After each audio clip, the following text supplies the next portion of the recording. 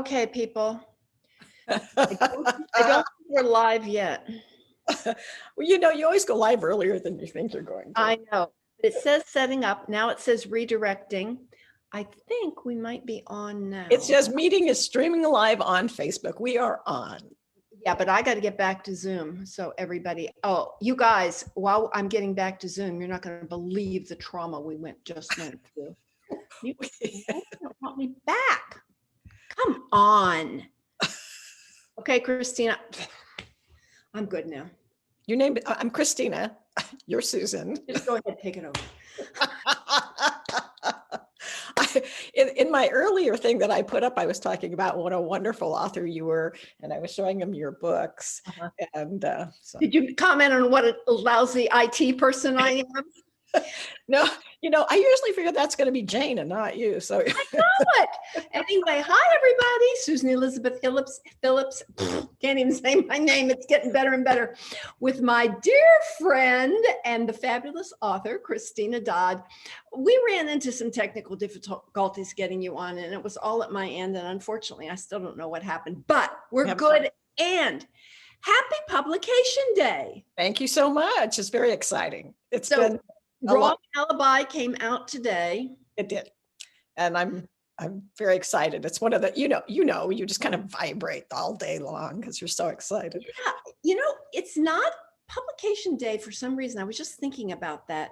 It's not a happy day for me because I'm so wrought. Yes. You're wondering what's going to happen, that whole thing, right? Well, there's so much to do too. I'm writing letters and I'm answering emails and there's just a lot of work that has nothing to do with what we really do well, which is sit alone by ourselves and write books. Right. I know. But everybody who wants to be published is not feeling sorry for us right now. No, not at all. Nobody cares. And basically it's one of those things that's a real high point, and it gives you a little bit of excitement in your life, especially right now where there's kind of no excitement in my life. Right. So my copy of Wrong Alibi is back in Chicagoland, and I'm in Southern California right now. Holy cow, that book is intense, Christina. Thank you. Yes, it is. Yes, it Honest to be. So I found this quote from E. Was this E online or it was E online? It was E online. If Lisa Jewell, Ruth Ware, and Lucy Foley are on your Mount Rushmore of suspense writers, Dodd's latest release definitely needs a spot on your shelf. Amen to that. Although I think you took it a little far with the graphic you put up. If you didn't see it, Christina put up a graphic of Mount Rushmore, both presidents, and then there's her. I felt like it was really needed. Yeah, it was.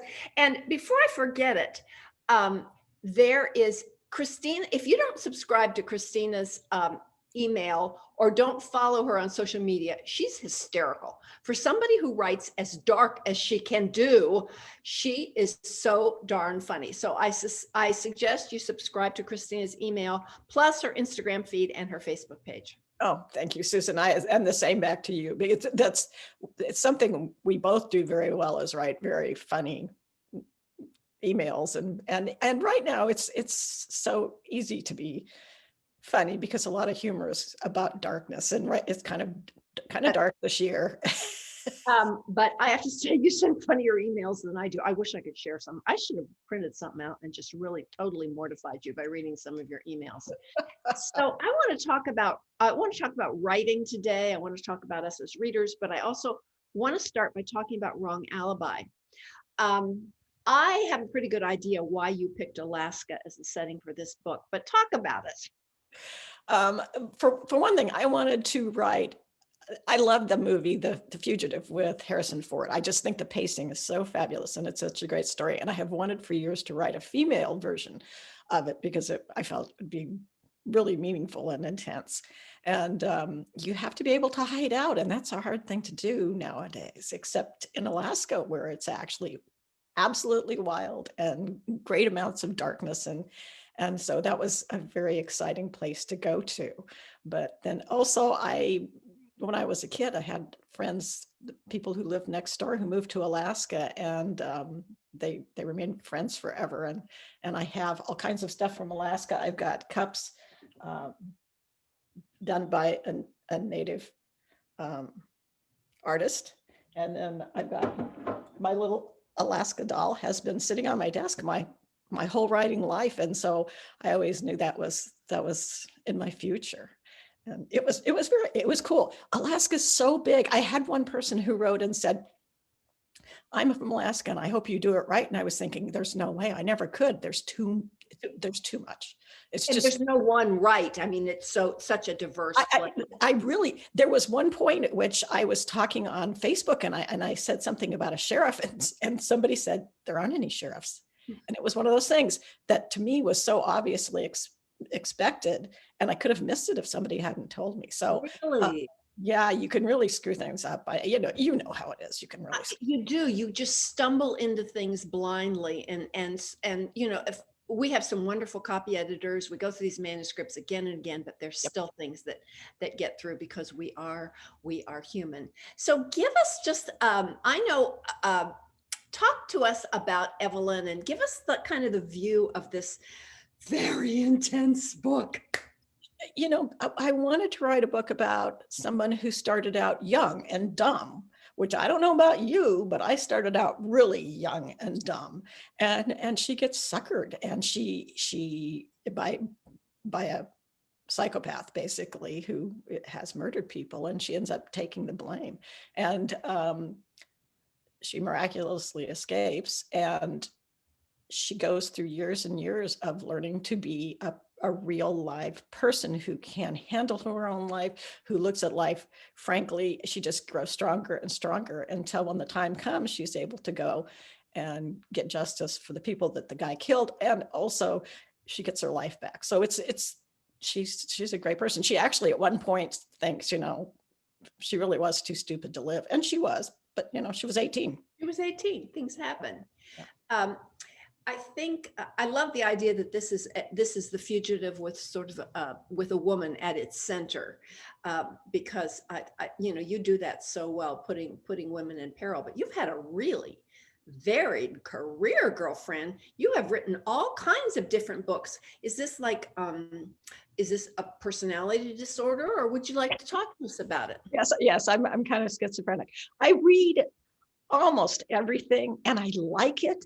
And if I like it, then I start thinking, ooh, I could write that. And then I go off and I do it. And people go, what are you doing? I only liked your paranormals, or I only liked your historical romances, and I just, but the thing for me that matters, and I know not all the readers agree with me, but for me, it is, I still love to write.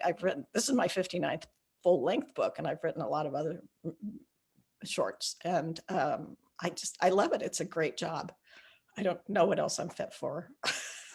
Do you like when you're starting to write, do you go into your headspace and block the rest of the world out, or is the rest of the world coming at you the whole time you're working?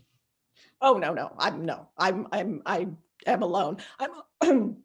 I also wander when I work. I have friends who can't work except when they are at their desk, and I have a laptop and I have an Alpha Smart, which is old technology, but I can't get on the internet with the Alpha Smart, and that's where I write, and I will write in my office, and if I get stuck, then I pick up and I go to the library and I write, and then I go and sit in the living room, and there's something about a change of scenery that makes a difference for me. That's so funny, Christina. I do exactly the same thing. Really? Yeah. I like to write on my screen porch in the summer. I like to write in my living room in the winter. I've even written like it's Sunday and a Bears game's on and Mr. Bill's watching. I'll go in and sit in there and write. I like to roam. And then when we winter out here in Southern California, I don't actually have an office here. So I just roam from room to room. Sometimes I like to write standing up at the kitchen counter if I get tired of sitting. Yeah, yeah, absolutely. That's right. I think it's a matter of those of us who were trained when we had small children, and you Yes. you have to be ready to move at all Yeah. times, go anywhere. You're going to, in the carpool, the kids are watching a movie and you sit there and write. Yeah. I think there's a lot of that. There's some female training going on as a There parent. is so much female training going on, and I don't like to do gender generalization, but I think a lot of men have a hard time. They need to be in the room with the door closed, even if it's a closet. But I guess we're trained to kind of filter a little better. But I have female friends who are very, very successful writers, and that have to be at the desk and they have to be alone. But I will say they don't have children. Yeah, that's the whole difference. I know when I started writing, my oldest was 6 and my youngest was maybe just turned 3, 2.5 or 3. Yeah. And so I had I had the old typewriter and it was in the kitchen. You can't leave a 2-year-old. No, I know. You can't just wander away. It's no, Yeah. I know. Now, those kids of yours, I know this big secret. All the plotting in your books does not come from the brain of Christina Dodd. Oh, no. Time to fess up. You No, have no. family dinner times and things like that. You have family meetings. Oh, yeah. My kids started plotting with me right away. I'd say, I don't know what to do here. And they were, 5, 6, 7, 8, but we read to them all the time. And then they read to themselves all the time. They knew how to plot. Plus you have with smaller children, you have those wild brains. They're just, anything can happen. And that's a great injector. But yeah, my kids, my son-in-law 2 years ago was here on Thanksgiving. And it was his first time where we actually sat there and did stuff. And I think his eyes were like, my boys have been useless with that. I'm sorry. It's just totally useless. I know. But they're very talented men. What do you their talents are in a different direction. Right. Yeah, that's true. So Wrong Alibi actually began with the right motive. This novella that you teased in a newsletter, I think it was on a Sunday morning or a Saturday morning, with a 99-cent link. And the way you teased it, it was just diabolic. I had to immediately hit the button. And matter of fact, I yelled at you that afternoon. And get that link. So I had to read it right away. That's really a kind of a clever way of getting people into a series, isn't it?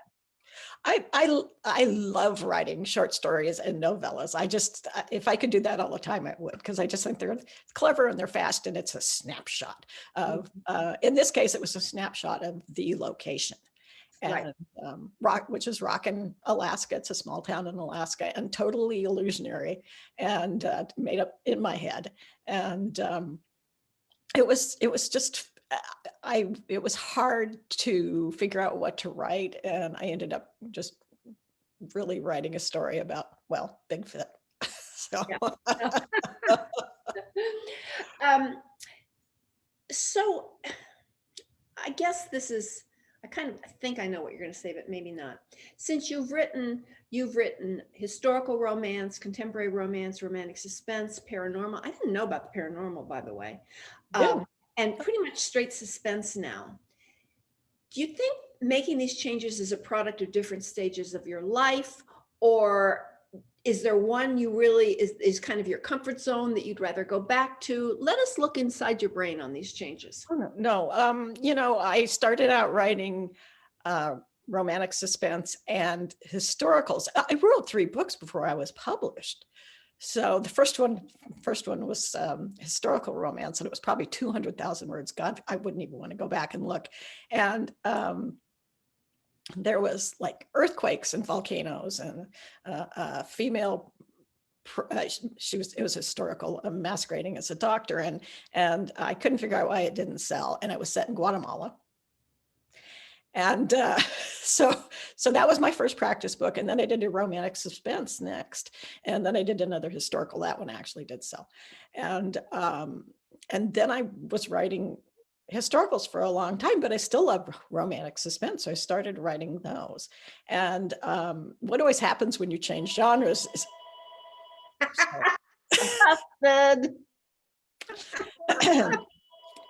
what should we finish? Should I finish, or should I let that finish? Susan, you're frozen. Oh, no, I'm not. I'm here. Okay, Oh, you are frozen. There we am go. I unfrozen? Now you're unfrozen, you Okay. sat back, but I still think you're Okay. frozen. Okay, well, uh, anyway, what always happens when I change genres is people just go, oh, she can only write historicals, or oh, she can only write his romantic suspense or whatever. It doesn't, that's one of those things that I always knows is going to happen. And the paranormals I kind of fell into because I was reading vampires and I didn't like the fact that they were controlled by um, the sun. And so then I started thinking, well, what could I do instead? And stumbled on that. The Darkness Chosen series is probably my largest cult series. Susan, you're still frozen. Are you You're here at all? frozen too. Oh no. I'm here, but okay, you unfroze. I guess it's going to happen. Did you, I think it's interesting that readers sometimes, I know I see readers really will say they only want me to write romantic comedy. I know. But then they'll take a book like Dance Away with Me, and they'll say it's their favorite, which, it has funny things, and it's not a romantic comedy. It's got a happy ending. Yes. And it's kind of, I have Wonderful to book. say, thank you, my dear. I think we're pretty gutsy to be able to try different things and work in different areas. And I think what sometimes happens with readers, what readers don't always understand is it keeps us fresh, and it That's brings right. joy to our writing instead of trying to write the same thing every time. Right. Right. I can remember when I was a bookseller before I was a writer. Well, I was trying to be a writer, but I wasn't published. And I had one of the other booksellers say to me about another author. She said, I wonder if you can actually plagiarize yourself. And I've always been afraid of that. It was such an insightful comment. Yeah, you'll find yourself writing the same kind of dialogue, and it is. I think that is really, really true. So, talk to us about very young Christina Dodd. Were you a reader as a child? I'm sure you were. Yeah. Well, that's one of the things my mother did for me. She just, she never, I can remember her sighing when I said, Mama, read to me. But she always sat down and she read to me. And so it started reading right away. And it's a good thing because my math skills are lousy. And What were you attracted to, like as a young child? What were you attracted to more like junior high age? I started out with Laura Ingalls Wilder for the real books. And then when I got into high school, did they do YA then? Very limited. I mean, we had Judy Blume. Yeah, you're right. There just wasn't much. I just went on to adult books and I read everything. I was very concerned that I wasn't, educated enough. So I went ahead and read a lot of classics. And then I quickly realized I really preferred romance. Yeah, I remember switching over to pretty much adult books as of 8th grade. Yep. That was, I think I read Edna Ferber's Giant because I had a crush on Rock Hudson, and so I had to reid the book. I read a lot of books based on whoever my movie star crush was at a particular time. This is just a sidebar, but I've been doing these from our place in California. I don't have my lights. I don't have anything. I'm just thinking of how much better you look than me, but that's just a sidebar. You look great. I was actually thinking, because you've got the natural light. Yeah, but look, I mean, it's not bright. I don't have my nice little studio background and everything, but I love being here. So I'm not, I guess I am. Yeah, I don't feel sorry for you about that either. No. I'm trying to light this guy up because he's just my favorite. Oh, isn't that cute? For Alaska too. Yep. Yeah. But this is it's actually a book reading bear. It's a bookend. It's very heavy. So. Oh, very cool. So how did you said you had 2 manuscripts that didn't get published. What happened when you actually tell us did an editor call you? What was your first publication story? Candle in the Window was the first book that was published. HarperCollins called me, and it was Friday afternoon, and my agent called, I guess, and she said you should think about it over the weekend. And of course, I was like, oh no. Yeah. This is why you have an agent, right? Right.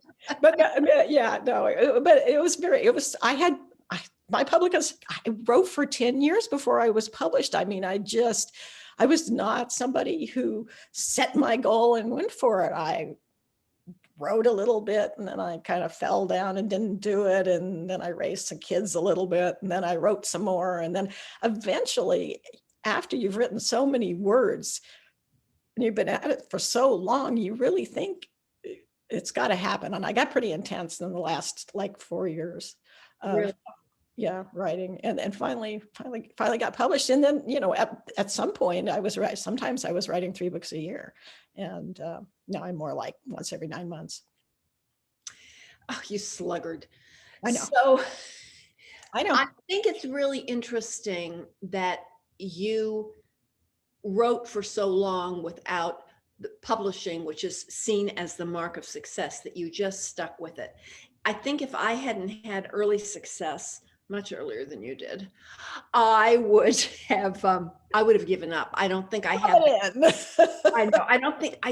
I don't know. I think I would have just said, well, I suck and this isn't for me. And I really admire that you could just keep going like that. I don't know. I was a draftsman. I designed roads, mines, and sawmills. And that was never what I wanted to do with the rest of my life. There's a lot to be said for knowing this is what you're meant to do. Yeah. And yeah. So I just kept plugging along. My husband, God bless him, he only one time said, if you don't get published pretty soon, you're going to have to get a job. Yeah, at some point, right? Yep. So when you start a book, do you start with a premise, a character, a setting, or I know with me, it changes per book. With When Stars Collide, the new one, I started because I just got this idea. I saw something about an opera singer and everybody wanted me to do a new Chicago Stars book. And I just started laughing. I'm thinking a highbrow opera singer and one of my football players. That was hysterical. So and when does it come out, Susan? That doesn't come out until June. I got a paperback of Dance Away With Me that comes out at the end of this month. Oh, good. Okay. That comes out at the end of June. So in that time, it was a premise. Sometimes it's a character that I want to know more about. How about with you? Yeah, that's usually it. I do try and start with some kind of plot. I like to have an inciting incident, but there's a lot to be said for knowing who your people are. That's pretty important to me. With Wrong Alibi, one of the things that was actually an important character really was Alaska, because it is a dominating environment. So there was no changing it there. It was in control of a lot of the story. Yeah. And that was very interesting, because that's the first time I've actually had that situation, I think. Right. Well, yeah. The setting in some books becomes a character, and that is certainly true in Wrong Alibi. It becomes a character. So what do you think I want to talk about the process just a little bit here. What do you think the most difficult part of writing is for you, your whole writing process or working on a book? I'm going to say plotting. Really, I'm one of those people that I need to know the plot ahead of time. I know that you write it completely differently, fly by the seat of your pants, but it's hell. It's hell, I tell you. Again, nobody feels sorry for us. Right. But no, basically, if I get into writing workshops, that's the one I always go for, is plotting. I really, really, really need to have plotting. And I don't read writing books in a general way, but Christopher Vogler has one called The Writer's Journey. And that's the one that I'll crack open when I'm stuck and read a little bit. And it is like, the people who open the Bible to get an idea what they should be doing. That it is the writer's Bible, because I open it up and I invariably get to the right spot that solves my problem. The other thing we do is we call each other when we don't know what to do and say, brainstorm. Yeah. I remember helping you out with one little plot point of a scene set in a bank. I'm not saying that. Oh yeah, that's right. You did. Good. Thank you. Yeah, I was actually about to ask you about something for the next book too. So cool. That's coming. I think you thought it was in there, right? What you said was in there. Yes. I think all of us enjoy doing that with each other because there's no pressure. There's no pressure on me when I bring in, and when I call and whine about a plot point, there's no pressure on you. It's just fun to use our imagination that way. Well, and it jerks your brain into a totally different dimensions, and it's just so, it is fun. It's just fun. It is. So a couple pieces of advice for new writers or writers who, you know, want to get serious about writing, who might want to get published. What are a couple of your pieces of advice? I really only have the one, which is put your butt in the chair and write. And that's the one that we will all tell you. If you don't wait for it to be good, and you don't wait for it to be right, and you don't wait until you get all your research done, because it's about the story and not the research. The saying has always been, if you sit down and you write a page a day in a year, you've got a 365 page book. Just do it. You don't have to be, I was a draftsman, for Pete's sakes. This is what we do. You just write. And it's not like we don't all need to be told the same advice occasionally.